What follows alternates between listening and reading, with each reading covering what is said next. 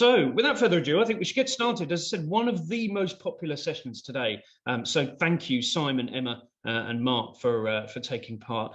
Rather than sharing my screen, I'm just going to ask you to introduce yourselves. So perhaps Simon, can you go first? Yeah, morning everybody, or well, afternoon or evening, I suppose, since we've got quite a staggering audience around the world. Well, my name's Simon. I work for a company called Procurement.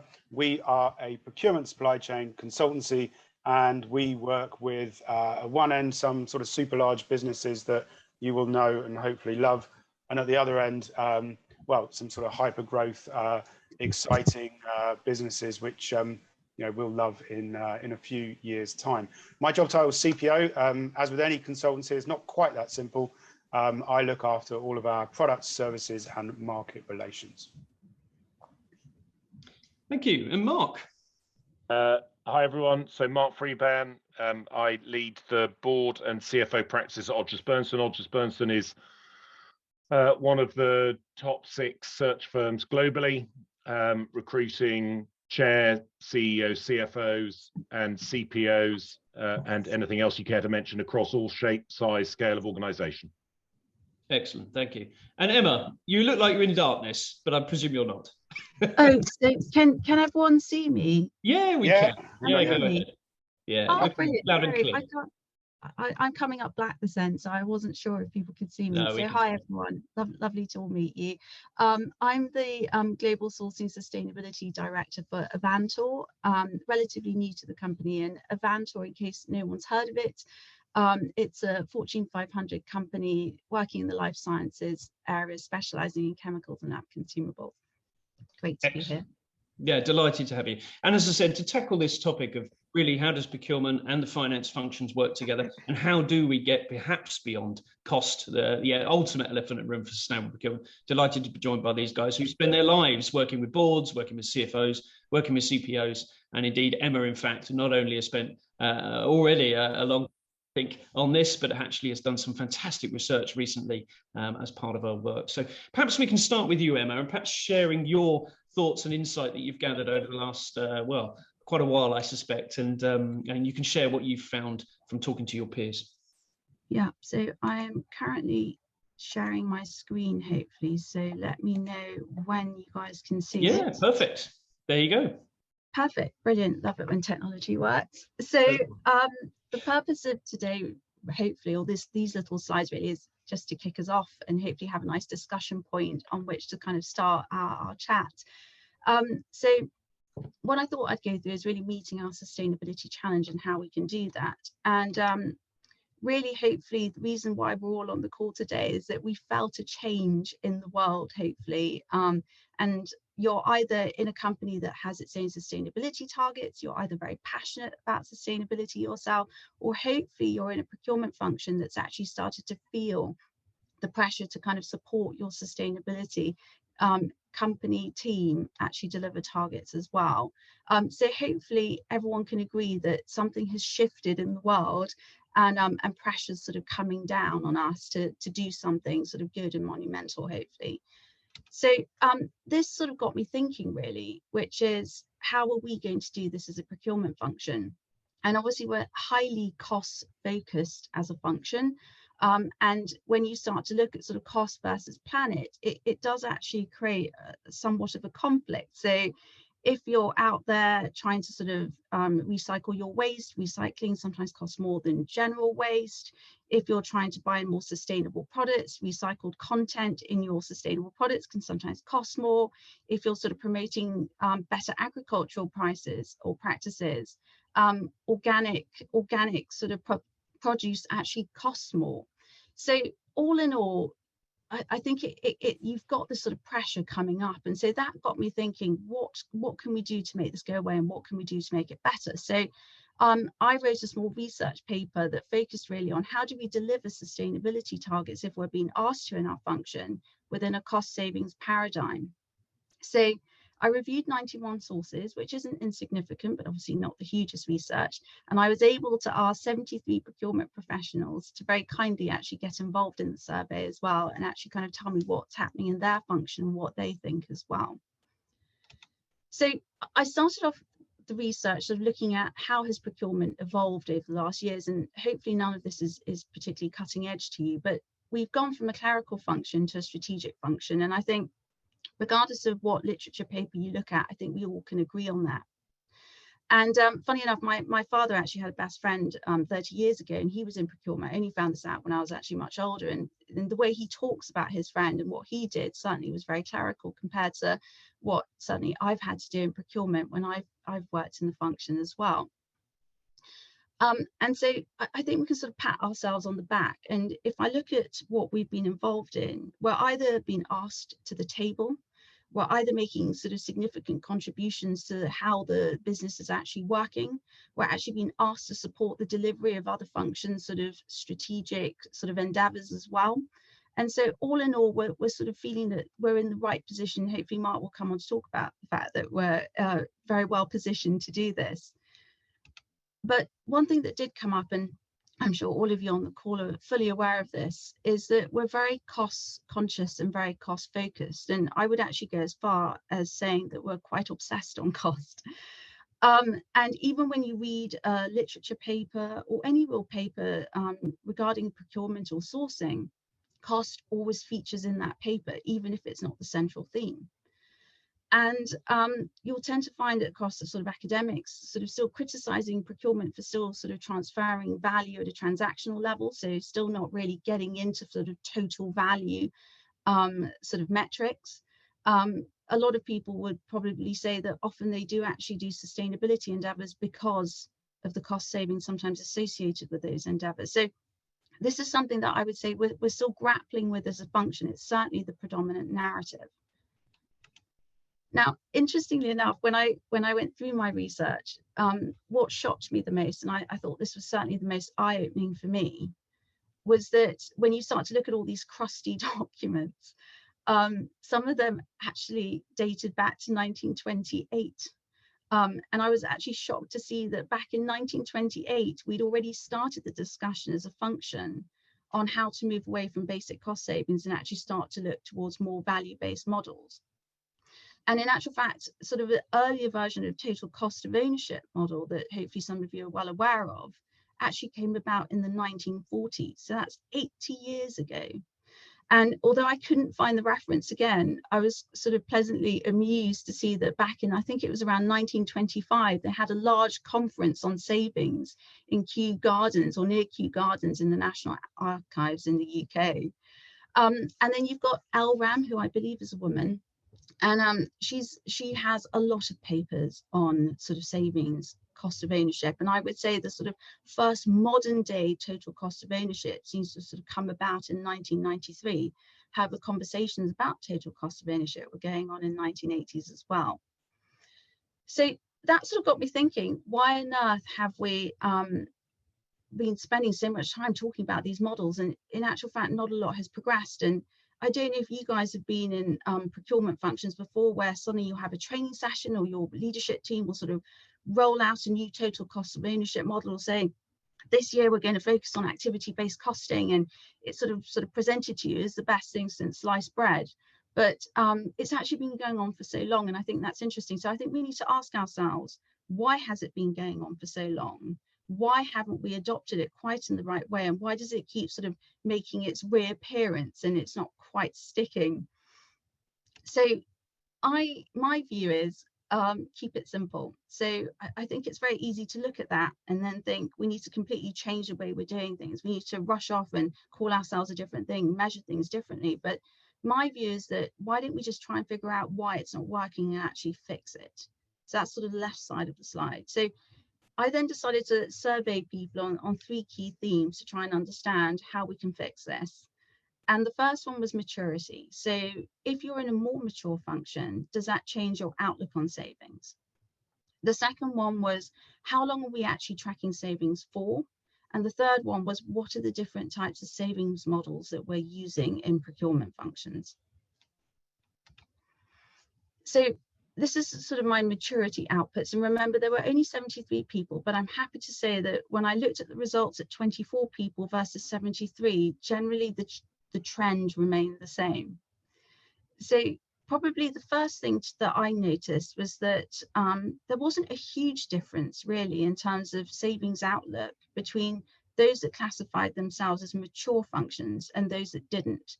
There was a slight difference in the sense that those that are more mature don't prioritize savings as much, but it wasn't a huge disparity, and I would have expected to have seen that. The second thing that I was expecting to see was that 85 responders said that their functions prioritize savings in some shape or form. And then 88 of those 85 said that if they didn't deliver their savings target, even though they delivered other sort of important targets, it might be perceived as an issue. And this is important in terms of how we're prioritizing savings as a function. So then I sort of went across, and actually I'm going to step back and I'm going to explain that, because if you're prioritizing savings, then you're not really going to prioritize anything else. And funny enough, I should have mentioned this on a previous slide, but there are two things really that I think are driving this. The first one is how we're valued as a function. So again, I'll refer to the literature. There's quite a lot of literature stating that we're valued by CEOs and senior leadership sort of members as a function that is there to save cost. And so it makes absolute sense from a psychological perspective that we then play to that definition, really. We play to that advantage. The second thing is around measurement. So funny enough, this came up in a Harvard Business Review. What you measure is what you get. So if we measure cost savings, that's basically what our function does. And if we prioritize cost savings, which is what this slide shows, that's what our function does. So either we need to measure something different, or if we're already measuring something different, we need to prioritize it. I mean, that's an obvious one, but I wouldn't say we're still doing that yet well. So then I looked at length of savings, and it's probably worth noting up here. I'm going to explain what this is. So let's focus on the blue part of the graph, which is what people were currently doing with those responders that answered the survey. So the first one goes through how long, so the first one talks about how long they track savings for. So they track it for 1 year only. So if you're sort of calculating a saving, you calculate the first year of savings and you track it. And there are different sort of terms that people use for this. The second one focuses on tracking all years, but you actually sort of bank it, should we say, in year one. And then the third one looks at tracking all years of the contract and banking on each year. And the fourth one looks at banking all years that that saving delivers and banking on all those years. Hopefully that sort of explains what the graph means. And as, again, I expected, and I was quite pleasantly surprised by this, a lot of people tend to track and bank the first year of savings. And I think that's quite normal across procurement, although it's not the only model that's used. And my argument here for sustainability is often sustainability projects are complex, they're difficult, there's enough literature out there explaining this, and often they require capital investment. So if you're spending money in year one and you're only seeing a saving in year 3, 5, or 10, those measuring savings just in year one are not going to show a sustainability benefit, and therefore are not going to be able to support that project. And I think one of the easiest things we can do as a procurement function is really change the length of time which we track savings for, because then that would actually allow us to show the true sustainability benefit achieved. Then I kind of moved on to savings models. And let me explain this one again. So here, and sorry, it's covering it slightly, so you might not be able to see it, but the gray bar shows you what the responders' functions are prioritizing. The pink bar shows you what the responders tended to do in terms of savings model choice. And the blue bar is what they selected as a good model to help deliver sustainability savings. So as you can see here, the grey bar is selected for sort of basic price models, is the highest sort of selected model. And I think one can theorize here that it's because it's one of the easiest to achieve. So obviously we go for it quickly. And it's also one of the easiest to understand. And something that I didn't cover in my research, but I did find quite a lot of, was this kind of discussion around finance, feeling that procurement isn't sort of really tracking total cost or pure cost, and sort of, I would say, criticisms around the models that we use and the fact that they're not very clear. So in a way, using this model provides that element of clarity for sort of finance teams, I would say. But then on the other side of the thing, you've got value generation models. And I think what you've got here is activity-based costing, total cost of ownership, and then life cycle costing here. And as one might expect, out of the responders that very kindly answered this, they tended to sort of prioritize, I would say, these types of models for sustainability. And they did it because you can actually include more cost drivers in them. So in a way, it makes sense.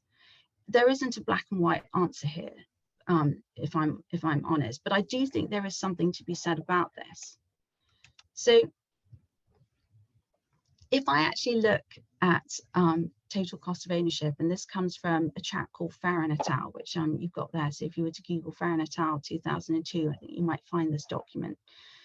And he wrote a paper on total cost of ownership and kind of explained and did quite a lot of detailed study, and explained that there are roughly 134 cost drivers that one can use to show sort of total cost associated with a saving potentially, which is huge. So the first thing one sort of immediately thinks of is, if I'm actually trying to sort of track a saving and I'm trying to calculate this, that's one hell of a big job just on one saving to do. And when you look at all the literature, they all talk about staggering amount of cost drivers, extensive resources to actually pull the data needed to actually calculate this and figure this out. And it's not easy to employ. And then secondly, if you throw in finance teams into this and you start trying to explain this very convoluted methodology to them, I don't think they're going to like it either, considering previous criticisms already. But having said that, I think I would say now is the time to look at this again, because this is part of our toolbox. And what I think we could be doing, and one of the suggestions I have, is that maybe we need to try and figure out a methodology to simplify this for sustainability. So if you have your basic sort of cost savings models, so you have, I'm just going to talk it through the alphabet. So you have A minus B equals C, and let's say that's your basic price model. What we can start to do potentially is say, on a waste project in this country, it's A minus B equals C, but there's also cost driver T and W. Then you say, right, but for carbon, or carbon dioxide, I should say, it's A minus B equals C, but it's W and Z. And then if you can start to get a methodology where you start to say, well, for this particular topic and potentially this particular scenario in this country, you can do your basic cost model, but in actual fact, you just need to go and find these specific cost drivers, then I think we can actually start to show benefit, as well as actually tracking that benefit for the time it actually accrues in. However, it does require a bit of effort. So I don't think it's just a case of procurement or sort of leadership teams sitting there and going, we're going to do this again, and then sending people off. I think it's a case of actually finding pilot projects to actually model this out on, really understand what the nuances are, and then really come up with a good methodology to say these cost drivers are applicable to these types of projects, and then actually go away and train people.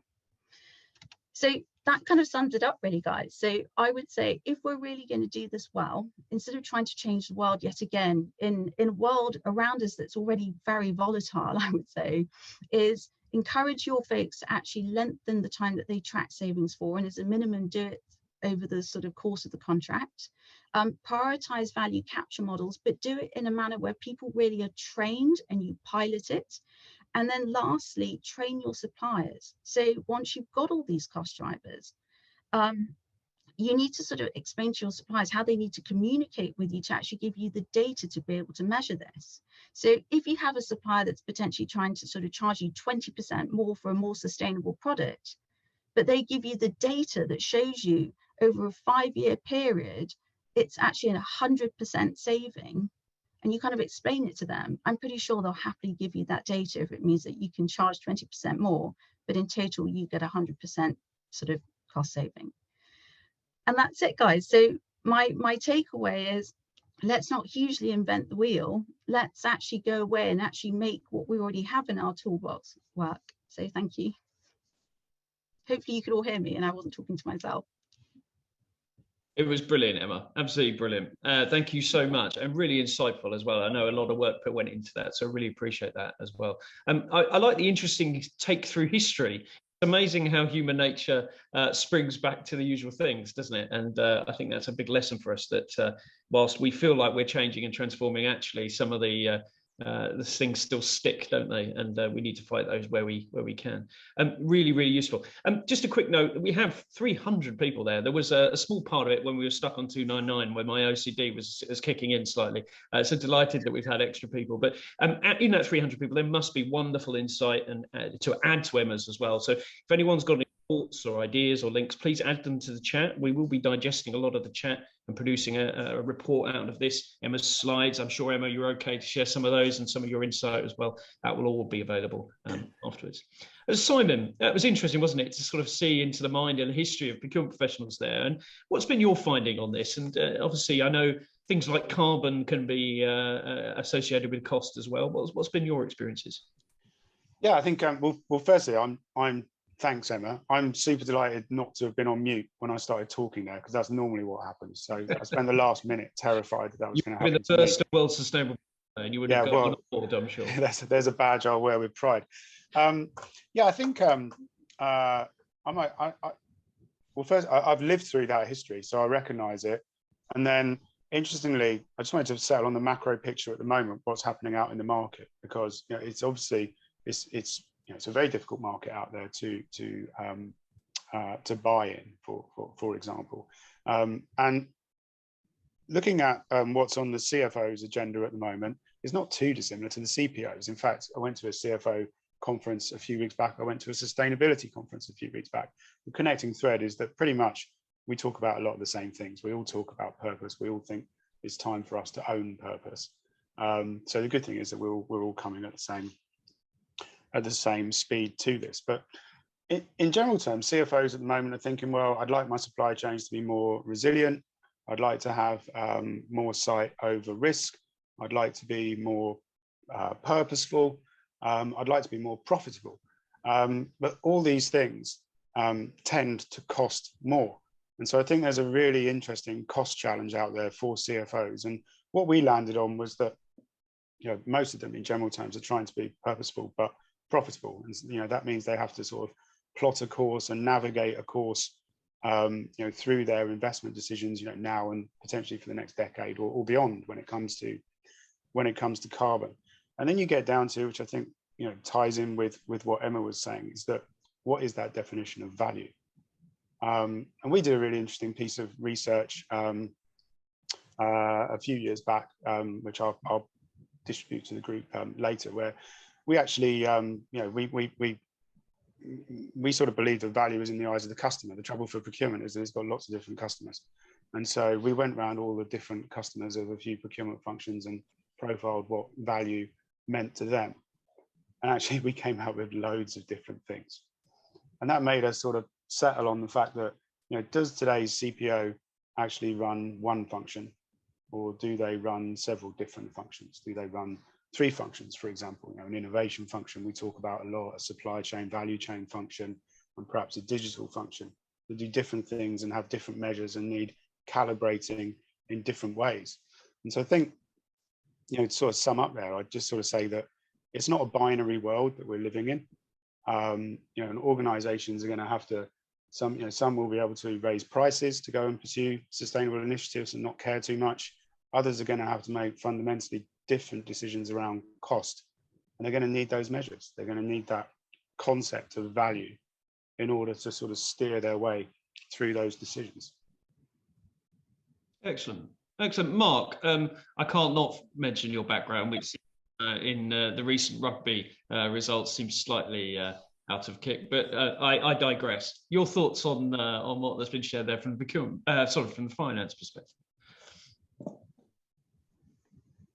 I can't hear you. There we go. Look, I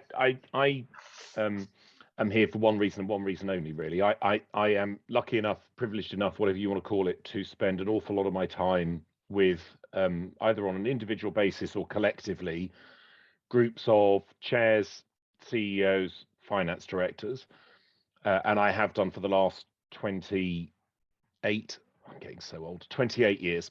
And so what that's given me is a almost 3-decade series of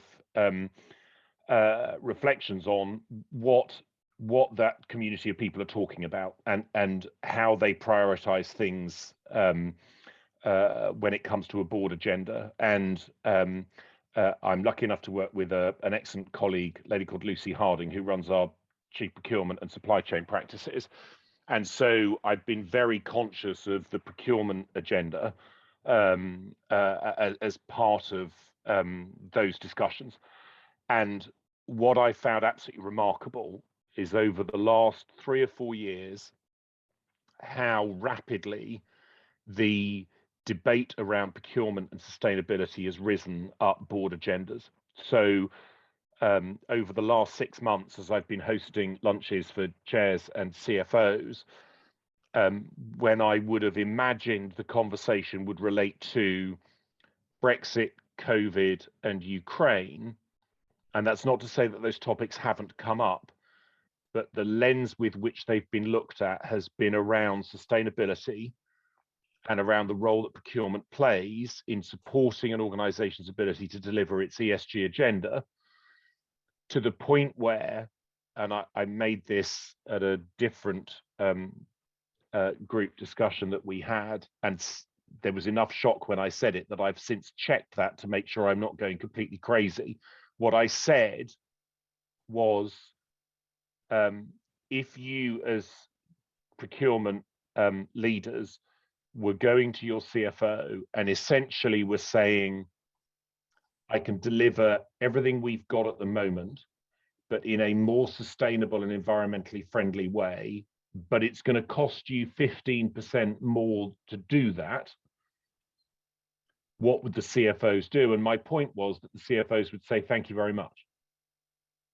And they'd write the check and pay the additional amount in order to deliver that environmental and sustainable agenda item. And there was a level of incredulity in the room when I said that, because I'm presuming no CFO will say that to a CPO very easily. And I did say at the time, you're not allowed to go back to your CFO and quote me, because that will lead to a short conversation for me with them. But I have since tested that theory at every forum I've been with finance directors, chief execs, and chairs, and not one person has said anything other than, yes, that's what we do. Because I think for the first time, you have a world in which employees are demanding it of their organizations, customers are demanding it of their organizations. Look at the customer engagement post the Ukrainian invasion to drive consumer brands who were saying early on they were going to stay trading in Russia, and look at what most of them are doing now, and look at the outrage that still exists for certain organizations who've stayed. Investors are demanding it, and interestingly, people's children are demanding it of them now. And those 4 pressure groups are creating a discussion at board that I've never seen, where spending more to achieve non-profitable goals, but to deliver what the world is demanding of sensible, considered, global, sustainable organizations, is definitely here. And I get no sense that it's going anywhere, to the point where, and I'll say this and shut up, I have regular conversations with each of those groups about who actually is going to pay for this. Because if procurement are coming back with higher costs, finance are paying for them, that cost has to go somewhere, and it's either consumer or it's shareholder. And everyone accepts passing all of those costs on to the consumer, given the inflationary challenges that everyone's dealing with. I get no sense that there's a desire to pass more cost back to the consumer, and I get no sense from shareholders that they're happy accepting lower returns, which you would imagine would force the CFO to say, no, I'm not going to spend more on delivering my greener agenda through procurement. But yet every CFO I speak to says, yes, I know I've got to do that. I'm going to have to find a way of managing that cost through my business, because not spending it isn't an option. Yeah.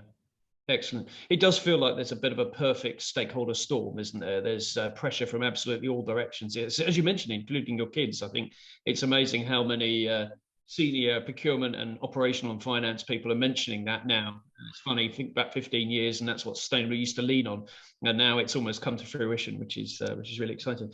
One of the things the SPP did very early on was we asked CPOs what was stopping sustainable procurement from being embedded, and we asked their teams stopping sustainable. And broadly speaking, the team said, well, my boss won't let me.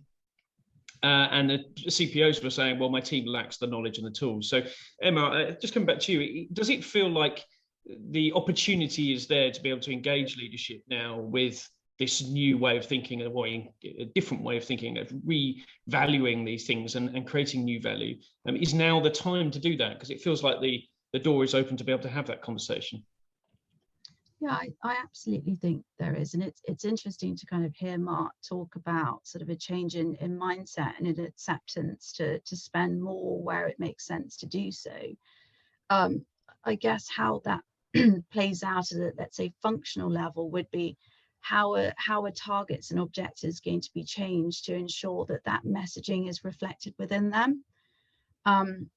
So I suppose my sort of comment on value-based modeling and sort of measuring savings for a longer time sort of allows, I would say, procurement to achieve that.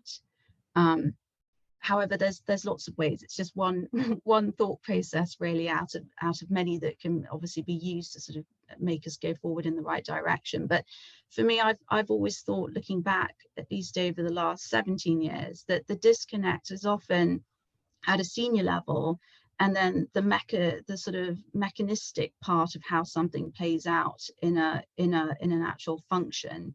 And I think the two need to be tied together. I mean, it's great to see that sort of good efforts are being made on both sides, but it just needs to sort of play down properly, not that it's sort of people in a boardroom saying we need to do this.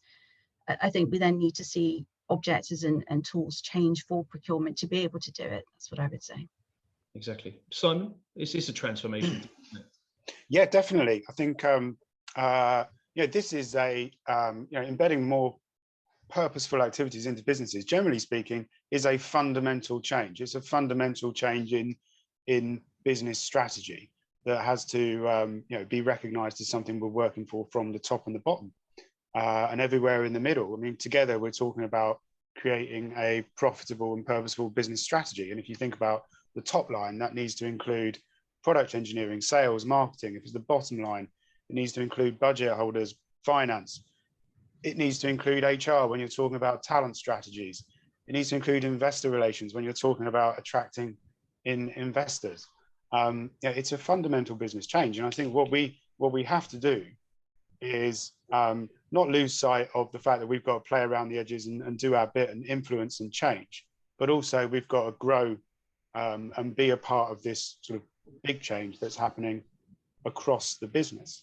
I think I think we talk a lot about external collaboration, but there's a huge amount of internal collaboration and defined ownership that needs to happen here. The fact that so many different departments at the moment think they own sustainability inevitably means that there's some grey space, white space where things are dropping through and we're not optimized. Absolutely. Oliver, just yeah. Two questions. Just one final thought from my side. I've again, because of where I sit, I have the joy, I'm not sure if that's the right word, but you know what I mean, of watching how organizations view all of the different component parts of their workforce. And so very early in my career, I watched the role of finance take on an increasing level of importance across the organization for lots of reasons I won't bore everyone with. But it was not luck, but fortuitous that happened, and then the function took advantage of that increasing profile to raise the level of importance and position they sat in within an organization, and that has continued to this day. And you can see what's happened to the career path of finance as a result. I think there is a moment now for procurement to do the same, where your voice, your position, your perspective, what you offer the organization is becoming increasingly mission critical to the central component of what makes an organization successful. And that's giving the function profile with communities that it maybe didn't have that exposure to previously. And it's giving the discussion and the agenda of the function a profile and a perspective at levels that, again, I'm not sure it operated at 10 years ago. I would strongly urge everyone on this forum and everyone in the function to take advantage of that situation as much as is possible, because once you've got to that level, it's very hard for it to go back. But if you miss the opportunity to position the function in the way that I think everyone can do, it won't come along again. Excellent points. And just to follow up on that, I'm going to ask all three of you before we finish in about 15 minutes time to give some very practical advice to the audience about where they should go, what they should say, who do they say it to, when do they say it. So have a little think about that for a second. As I said, it was interesting to see questions about carbon put it into the chat. And if anyone else has got any comments or wants to raise their hand, please do so. We've got plenty of time. So just on that point, and there was a question from Sarah, who's had to leave, unfortunately, but how do you fit sort of GHG into tenders, and how do you kind of equate that, and who does that? Who actually manages to sort of look at carbon within those tenders and put some value on it? I don't know if you've got any experience of that, Simon? Yeah, a little bit. And I think one of the things that we particularly like about carbon is that there is a value measure there. I think I've seen particularly on social value in public sector, and also some of the organisations which have come out to measure sustainability en masse. A lot of functions have struggled to evaluate that in a uniform way, and you know what it's like in procurement. We'd love to evaluate things in a uniform way. But I mean, I guess it goes back a couple of years for us, and certainly some of the CPOs that we've worked with, in terms of if you can set a cost of carbon, and if you can get general understanding in the organisation that that cost of carbon is going up over time, and it will have a real impact on your bottom line, you can start to incorporate it into your tenders with quite a lot of success. So logistics is an obvious one, which we've been doing for a long time, where you can measure all sorts of things around the types of vehicles, the loading of those vehicles, the number of journeys, the fuel efficiency and the route plans and all those sorts of things, which actually have a binary effect on the amount of emissions that you put out there from delivering the service in that way. And when you put it next to the cost figures and you apply a cost of carbon to it, the results can be super interesting.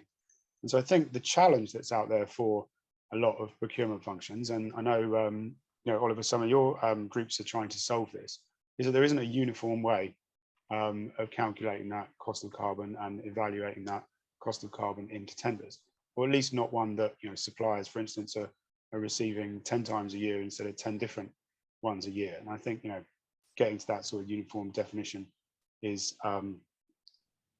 is one of the best things that could happen in 2022, for instance, for us as a profession. But yeah, it's real, it's happening. Go and do some research, have a look at some models. I'm sure we can send you some and put some in the chat. But yeah, start looking at it. Indeed. It's worth, if anyone's interested about the cost of carbon and price of carbon associated with Scope 3, Microsoft in literally the last few days have sort of shared their intention and their approach around Scope 3 and price of carbon, which is quite interesting indeed. So it's worth Googling what Microsoft are doing on Scope 3, certainly from the last week, and looking at what they're doing on an internal price of carbon, as well as potentially a price of carbon for Scope 3. Oliver, could I just mention one more thing there? I think we can beat ourselves up as a profession that we're not entirely carbon literate, but don't worry about it. I mean, everyone's learning. So yeah, go and do some learning. And if you wanted any sort of reinforcement, I think I can't remember who it was. I think it was a construction association lobbied the UK government last week to start evaluating tenders solely on carbon rather than cost. So it's definitely growing in importance. Indeed, indeed. In fact, the only other session more popular than this one is the Scope 3 session in World Stone Procurement Day. So that kind of says it all. Kunal, a good friend of the SPP, welcome. Any thoughts or questions to share? Hello, everyone. Thank you, Emma, Mark, and Simon for nice speech. I just have one more prospective, but which can be a parallel discussion altogether. It's like there have been a lot of commitments from the companies. Okay, I'm working for ArcelorMittal, and ArcelorMittal is a steel giant, and we have made strong commitments towards the intermediate and the final goal of having net zero by 2050. So meanwhile, we are also having an internal discussion on how do we develop our decarbonization strategy on a Scope 3 portfolio. So we are working on it. And during the discussion, we have some internal challenges where we say that how do we promote this, as mentioned by Mark, that when we approach CFOs now they are supporting it. So one of the things which we have observed is that recently there has been a lot of penalties and has been a lot of reactions from the NGOs where Shell, for example, has been heavily penalized for committing but not delivering, or let's say the intention is not there. So these kind of things are also there in the market, and when we approach to support Mark. So one of the things when we use to pitch in sustainability to our CFOs is also those kind of penalties and those kind of losses which a company can have because of not delivering to what the management has committed. So if we say that the CFO is one of the bottlenecks, then no one want to be responsible for this kind of penalties or bad name or bad fame. So that's another way of looking at things, is that there are institutes which are following these commitments, and if there is a bottleneck, then they should be made aware that it's because of them there can be a lot of different missed opportunities. So I'm just trying to link in what you're saying, and definitely one of the comments which did came in is that government policies are also helping us a lot in pushing this across the CFO agenda as well. So just adding to what you said, and not a question but as a remark. Yeah, no, good point. Thank you. I think this subject of education and understanding this is another point as well, Mark. How do people feel like they're, because of whether it's carbon or sustainable procurement in general, the sort of lack of understanding of it and appreciation of it means that they sort of revert to what they know? Is that something that's fair, do you think? Yeah, look, I mean, it's an immensely complicated topic. You know, I mean, I don't need to tell all of you that, and the interlinking between the challenges and the opportunities, and you know, especially given the backdrop of what's gone on through the pandemic, this is the reason why it's so high profile, because everyone's struggling to unwind the concept of globalization. Everyone's trying to understand just in case is replacing just in time, but yet simultaneously nobody can really understand who bears the cost. And the best answer I've heard so far is the middle classes, which I suspect is broadly true, actually. It's just no one really wants to say that out loud very much. So yeah, the future generations coming through will understand the importance of this more than my parents do, and you know, that's the future customer for every organization out there, and therefore on that basis you have to believe that this conversation will become easier to have, but it needs leadership, and that bluntly is down to this function taking that opportunity in a world where more and more people are coming round to your way of thinking and making sure you don't miss the opportunity to lead.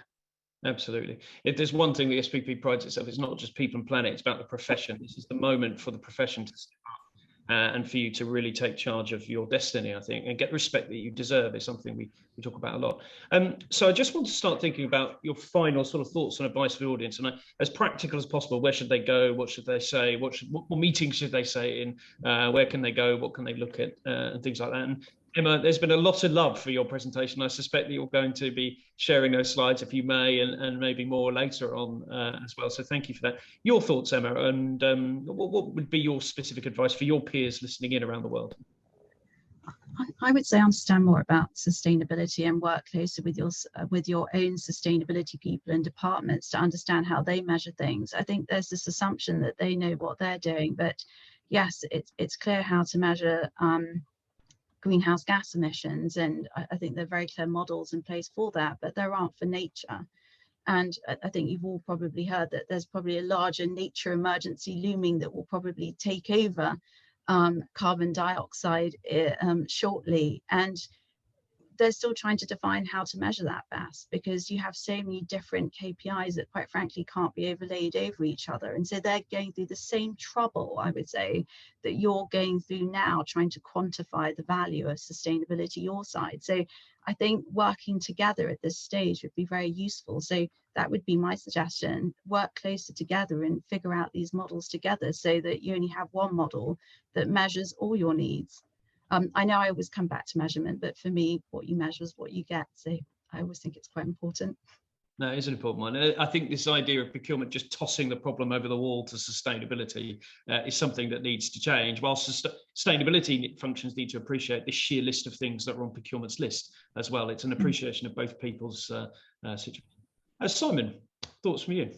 Yeah, so I think that I'm going to come back to the fact that building your influence and trust in this space is going to mean, as Emma said, collaborating with lots of different people, and certainly finance.